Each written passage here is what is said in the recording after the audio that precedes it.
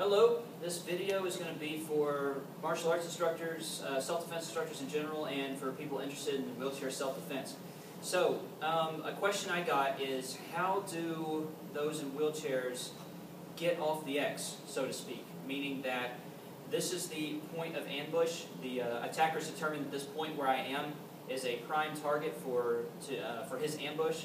So I have to get off of that spot to get out of his line of attack. That's essentially what the question is referring to. In regards to that, the short answer is they don't.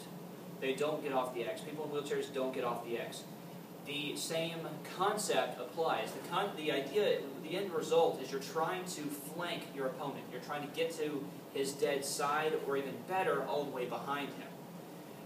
This affords you the ability to utilize more hand-to-hand tools, or potentially other tools that you have, your gun, your knife, whatever, without him using his. It's hard to get to someone behind you if someone's already gotten to your flank. So that's the objective of getting off the X. Now, how that's accomplished from the wheelchair, you have to change the shape of the attack of your opponent. A lot of this has to do with timing and understanding distance, and it does take some training. Now, what doesn't work here, and this is my opinion based on what I've found in training, is things like Krav Maga 360 defenses, which are very useful for training able-bodied individuals who can move around, who can go into an attack, stop it, and then move to the flank. It's also very intuitive. It doesn't help here for a number of reasons. One, if I stop an attack, I stop them, I stop their motion, I now am keeping them outside of my range to where I can meet them. It's okay if I have a handgun, but we're talking about very close quarters here. If I stop their attack, I keep them outside of my range, and moreover, I'm giving them information that I have training, and they have a reason to stay outside of my range and use their mobility to their advantage. So to mitigate all of that, I don't want to stop them from making a mistake they don't know they're making.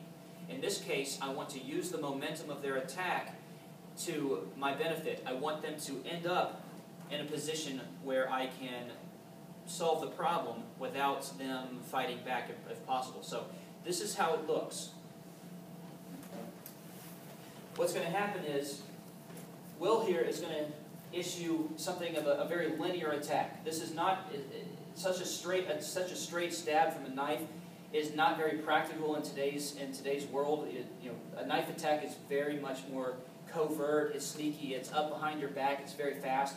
This is just a visual representation to show you what I mean geometrically of moving his attack to where he is no longer in a position of advantage relationship-wise. Okay?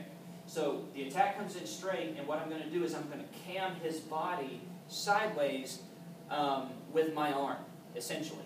So the attack comes in, nice and slow. What I'm going to do is cam his body sideways, and now I have his flank. Does that make sense?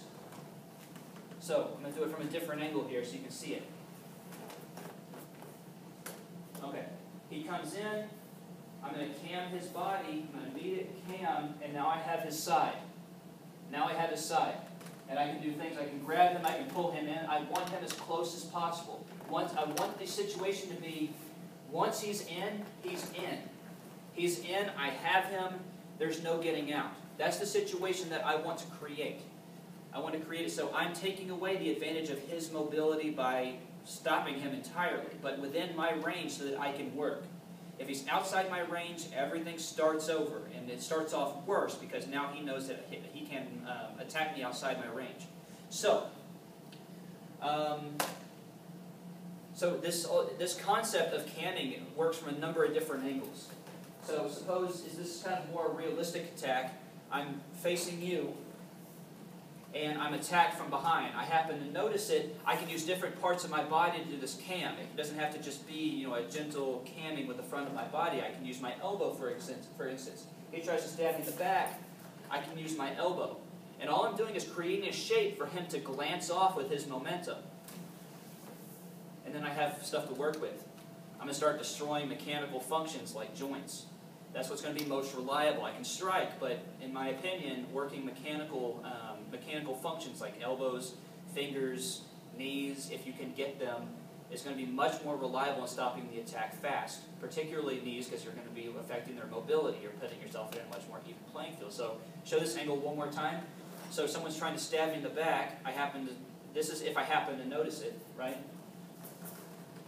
And you end up here. So this works from all kinds of angles. So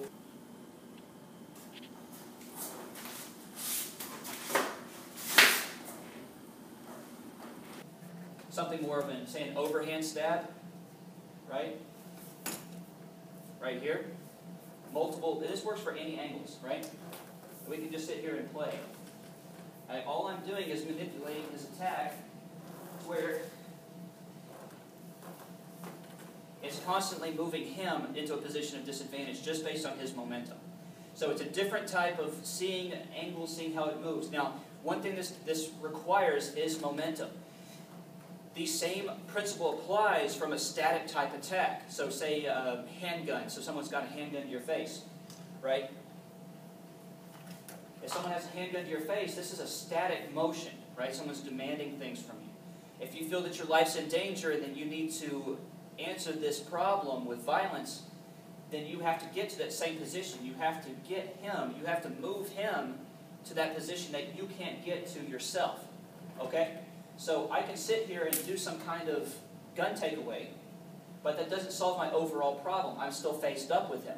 So what my essential goal here is I have to initiate that movement. This is going to take a little bit of athleticism for those of you who are not used to it. So he's got the gun on me, he's standing still. I have to initiate the movement. I have to initiate the movement so I can pull him into my range and keep him.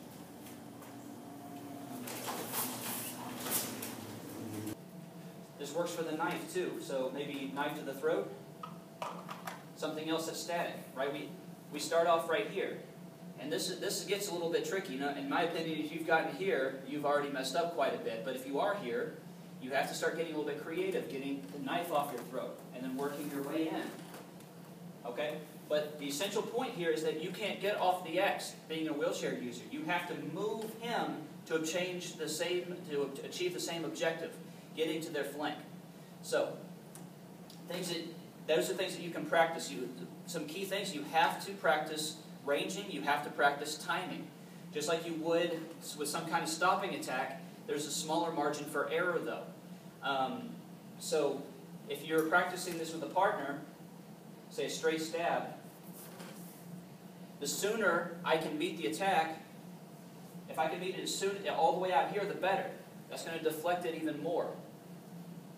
The sooner I can meet the attack, the better. So you have a margin of error, but it's not quite as gross if I say an overhand attack and I'm doing something of a stopping attack. I can just throw my arm up here and I have a very wide, I can get this very close to wrong and it'll still protect me.